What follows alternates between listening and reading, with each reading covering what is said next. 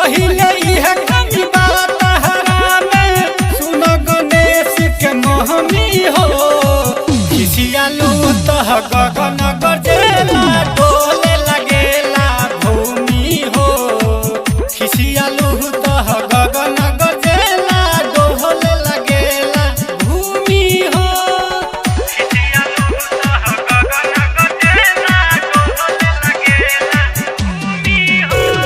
DJ आतोस Hanuman मोड़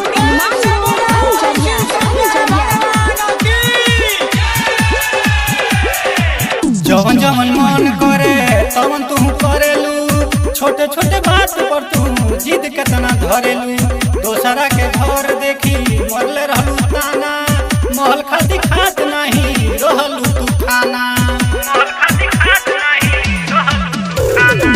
जवन जवन मन करे तवन तू करेलू छोटे छोटे बात पर तू जिद केतना धरेलू दोसरा के घर देखी मरले रहलू ताना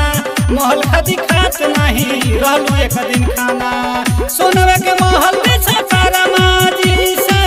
बनवले रहनी हमी हो खिसियालू तो गगन गजेला डोले लगेला भूमि हो खिसियालू तो गगन गजेला डोले लगेला भूमि हो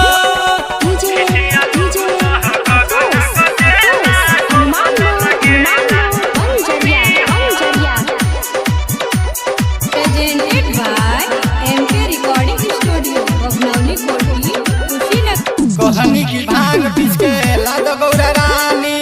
भांग न पिसाई कहलू नहीं हर जात बानी बतिया के करेलू ना रहम थोड़ा खिसी फोरे पूछे लागेलू सिलवट लोढ़ा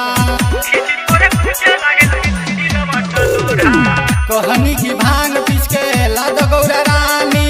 भांग न पिसाई कहलू नहीं हर जात बानी बतिया के करेलू ना रहम थोड़ा खिसी फोरे पूछे लागेलू सिलवट लोढ़ा